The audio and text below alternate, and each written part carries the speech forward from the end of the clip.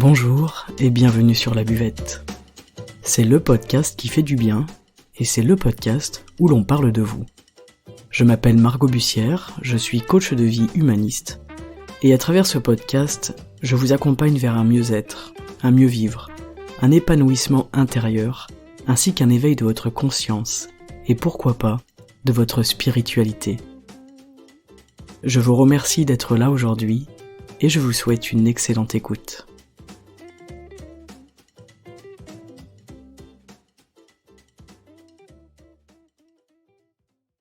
Bonjour à tous, bonjour à toutes et bienvenue aujourd'hui pour un nouvel épisode sur le podcast. Je vous souhaite une très belle journée, je vous souhaite une bonne écoute et aujourd'hui on va parler de confiance en soi. Pourquoi ? Parce que cette semaine j'ai reçu un message privé sur Instagram d'une auditrice qui me demandait comment faire pour avoir plus confiance en soi. C'est un sujet qu'on traite souvent en coaching, qui revient souvent. Et je voulais vous en parler aujourd'hui puisque c'est intéressant parce que la confiance en soi, en fait, c'est justement en faisant qu'on la développe. En fait, quand on parle de confiance, on parle de capacité à faire quelque chose. J'ai confiance en moi quand je me sens, quand je me vois, que je me réalise en capacité de faire quelque chose. C'est différent de l'estime de soi. On a vraiment la confiance en soi, on a vraiment le côté aptitude. Je suis apte à faire ça. L'estime de soi, c'est plutôt, comment est-ce que je me vois, l'amour que je me porte, etc. Dans la confiance en soi, on est dans le faire. Dans l'estime de soi, on va être plus dans la pensée, dans le ressenti. Donc comment faire pour avoir plus confiance en soi ? En fait, la réponse, elle est extrêmement simple, elle est dans la question. La réponse, c'est de faire. Comme on est sur une base de capacité, on va être obligé de passer par le faire pour développer la conscience. C'est vraiment un cercle vertueux. Plus je fais, plus je prends confiance. Plus je prends confiance, plus j'ai envie de faire, plus je me sens en capacité de faire. Et du coup, encore une fois, ça vient nourrir ma confiance. C'est un peu la question de l'œuf ou la poule, quoi. C'est qui est arrivé en premier. En fait, c'est, est-ce que je dois attendre d'avoir confiance pour faire ? Est-ce que je fais sans avoir confiance pour développer ma confiance ? Oui, en fait, c'est un petit peu ça. C'est pour ça que c'est une idée de boucle, une idée de cercle, c'est-à-dire que le faire va nourrir la confiance, la confiance, va nourrir le faire. D'accord ? Donc, la confiance en soi, elle se développe en faisant les choses. C'est-à-dire qu'au départ, il y a forcément une prise de risque minimum. Au départ, je commence une nouvelle chose, par exemple, je m'inscris à un cours de sport, je vais apprendre des cours de karaté. J'ai jamais fait de karaté de ma vie, j'ai 35 ans. J'ai un peu la pétoche, j'ai pas trop confiance en moi parce que je ne sais pas faire du karaté. On est vraiment dans du faire. Donc, qu'est-ce que je fais ? Est-ce que j'attends d'avoir confiance en moi pour aller au premier cours de karaté ? Ou est-ce que je vais au premier cours de karaté pour développer ma confiance en moi ? Vous voyez là le raisonnement ? À chaque fois qu'on est dans notre pensée, qu'on se demande quoi faire pour avoir confiance, on s'éloigne de la confiance puisque cette confiance en soi, elle se développe dans le faire, dans l'action, dans l'aptitude, dans la capacité à. Et en fait, c'est ça le secret, c'est que c'est faire qui donne confiance. C'est se lancer. Alors il faut être prêt, effectivement, à prendre le risque. Et c'est pas toujours facile, on n'a pas toujours envie de se jeter du haut de la falaise, parce qu'on a peur, et c'est normal, on a des appréhensions, on a l'impression qu'on va pas y arriver, etc. En fait, c'est pas vrai. Mais il faut aussi se positionner dans une attitude de débutant. C'est-à-dire que si je suis débutant, si je suis apprenant, c'est ok que je ne sache pas faire, puisque je suis justement là pour apprendre à faire.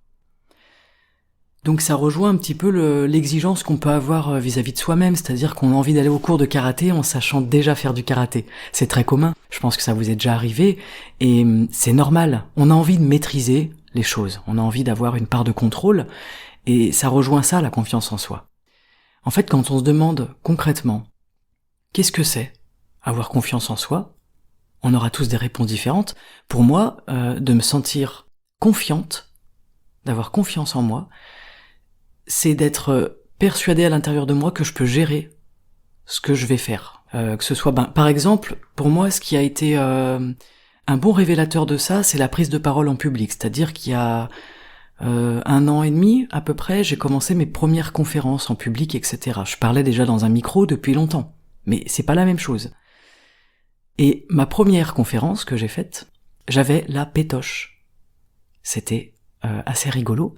Mais 3 heures avant la conférence, je faisais pas la maline. J'étais au cabinet et j'avais la trouille parce que j'avais pas confiance en moi, parce que en fait je n'avais jamais expérimenté ça, donc je ne sais même pas quelles sont mes capacités à ce niveau-là.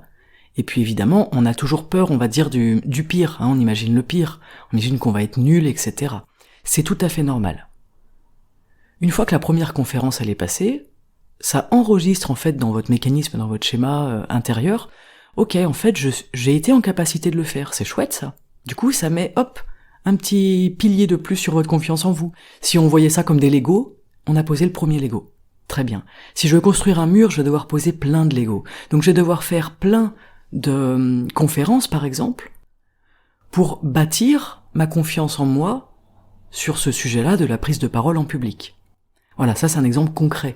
Ça peut s'apparenter à plein de choses dans votre vie, hein, que ce soit encore une fois les cours de sport, les trucs comme ça. Je vous parle de cours de sport parce que j'avais une coachée qui, justement, une quarantaine d'années, qui voulait se remettre au sport et en fait qui avait peur d'y aller parce que y avait que des jeunes, qu'ils allaient être bons, qu'ils allaient être en forme physique, etc. Et qu'elle allait être un peu à la ramasse. Elle avait pas confiance en sa capacité physique. Et du coup, elle a fini par y aller, elle a mis un petit peu de temps, elle a loupé la rentrée, etc. parce que la peur la retenait, elle l'empêchait d'y aller, malgré l'envie. Et elle est allée à son premier cours, on s'est revus après, elle m'a dit c'était génial, et maintenant ça y est, je commence à prendre un petit peu plus confiance en moi, confiance en mon corps, j'ai vu ce que j'étais en capacité de faire, et on a vraiment fait le lien entre la confiance et la capacité à faire les choses. En fait, c'est vraiment ça qui est intéressant, c'est que dans la confiance, on a cette idée du faire. C'est pas dans la tête que ça se passe, c'est pas en se disant le matin j'ai confiance en moi, je suis fort, je suis forte, etc. qu'on va développer cette confiance. Ça peut atténuer nos peurs, ça peut nous aider à y aller, mais c'est pas ça qui va construire le mur de l'ego à l'intérieur. Et d'ailleurs, pour ma prise de parole en public, pour ma première conférence, vous vous doutez bien que j'avais adopté toutes les techniques possibles pour me rassurer, pour diminuer mes peurs, etc. Mais on peut pas contrôler ces sentiments-là, cette impression, on peut pas contrôler ces espèces de moments de panique qu'on vit. Donc effectivement, dans un premier temps, on peut déjà calmer le mental, respirer un coup, se dire ok, tant que je n'ai pas fait, je ne peux pas avoir confiance.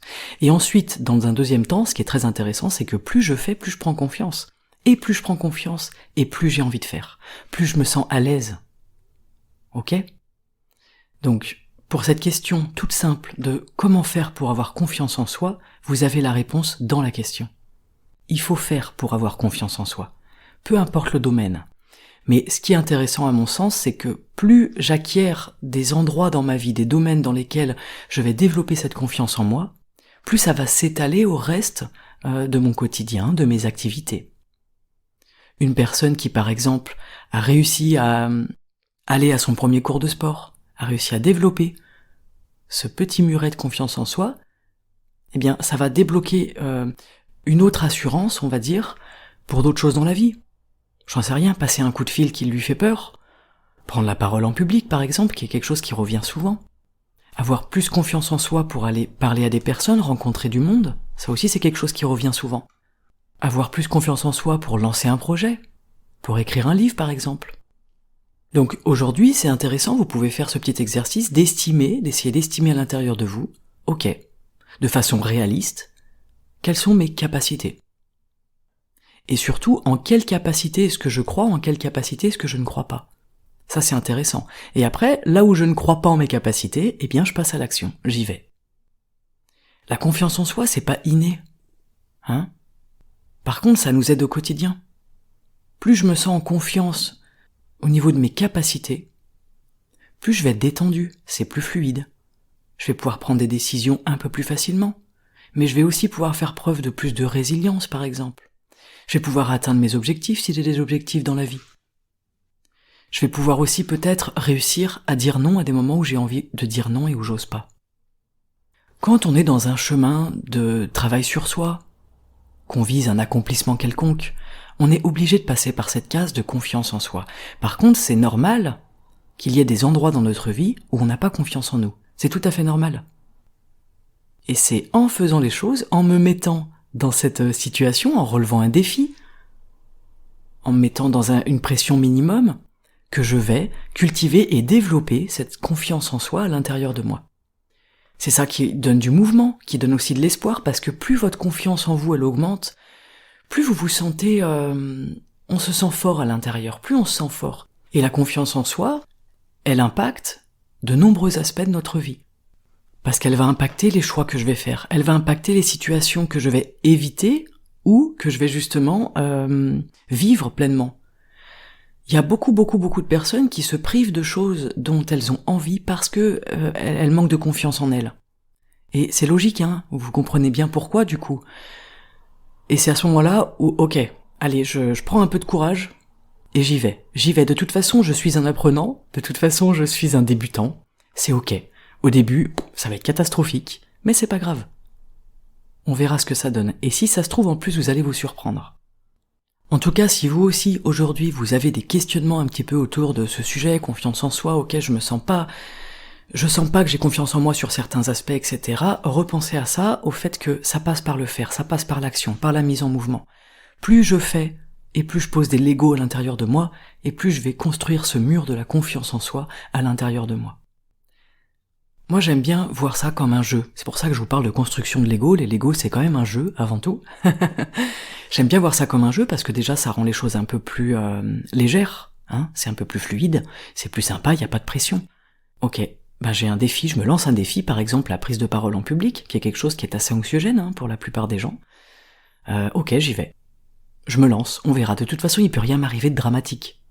Au pire, je fais une conférence où je bafouille, bon, c'est pas grave, si le fond, si le contenu de ce que je raconte, il est cohérent et qui tient la route, ça se passera très bien.